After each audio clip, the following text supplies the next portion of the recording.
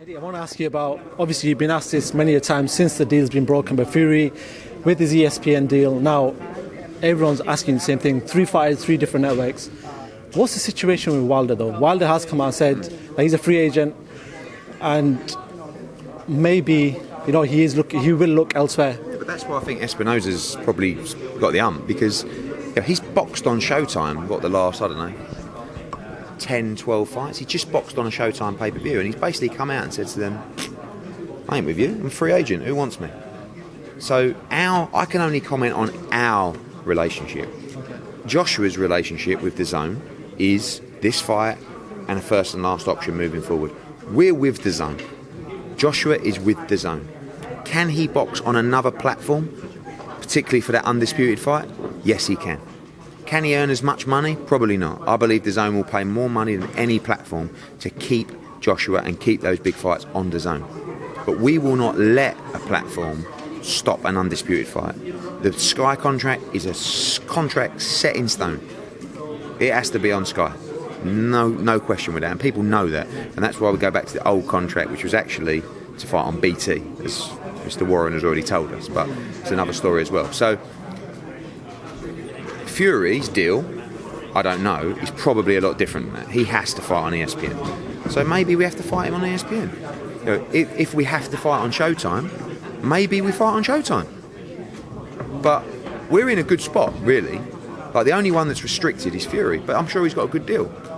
So if I'm Haymon right now, and Haymon is a guy who really lives based his career on making power moves, I'll go straight in and sign the undisputed fight with Joshua.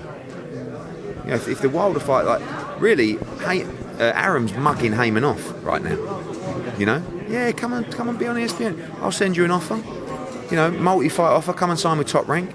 Haymon will, he will hate the thought of Wilder going to Top Rank in ESPN, and so will Espinosa. It's really interesting. Eddie, like Joshua's gone over to America, we've got a lot of your fighters that seem to be going over to America. Amir Khan's fighting Crawford in America, which leaves very little in Britain. Are you getting pressure from Sky Sports to deliver? And what would you put on in Britain with the sort of resources you have available, and what?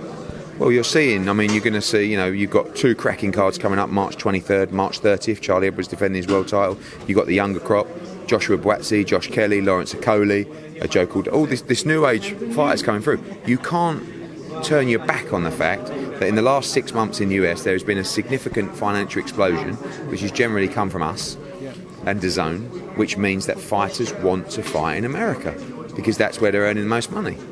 So there's not a lot you can do about it. All those fights are on Sky, but we've got to try and keep that consistency of good competitive fight nights on Sky, and that's what we've got coming up. So, when you're talking to a fighter and they can make X in the UK or X in the US, what do you think they're going to want to do? It's not about me taking fighters to the US, it's them wanting a certain amount of money that can't be generated through a Sky Sports fight night, can only be generated by a UK pay-per-view. And you look at the fight Saturday, Eubank De Gale. I was going to do that. I looked at it. They wanted me to do it. I went to Sky, and then we all sort of went, nah. And thank God, because if I would have put it on Saturday, I would have got crucified, mate.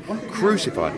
But what are you going to do? Are you going to do those pay-per-views that do 150, 200,000 buys, or are you just going to not do those, try and maybe consolidate some rights fees and dates to do bigger fight nights, if that makes sense? Because if the money's going up, the rights fees have to go up as well.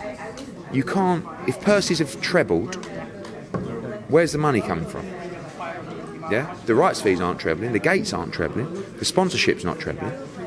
So you either have to lose money, which is not something I'm particularly fond of, but we will invest if we have to, or people have to put more money in. But what I will say is, what a time to be a fighter. Jesus, unbelievable time to be a fighter. And saying that from these guys that are going over to America, who would you say is your next pay-per-view star? Because we know that in the UK, yeah. I would say Joshua Buatsi. Is there enough promotion behind him to actually put him in that position this year? It won't be until he gets to the level where he's in proper, really competitive world-level fights. But he's a guy who has the ability to be a world champ and a unified and undisputed world champ, in my opinion. Josh Kelly, guys who can be in big fights at welterweight. But really, when you look at the UK landscape, Who are the standalone pay-per-view fighters right now? Anthony Joshua, Tyson Fury, probably Dillian White. That's it. Others are pay-per-view fighters in the right fights. Callum Smith, maybe Chris Eubank Jr., Amir Khan, Kell Brook, you know, like in the right fights, but not standalone. And there hasn't been standalone pay-per-view fighters for years and years. So Joshua is one, Fury is one now as well, and you know.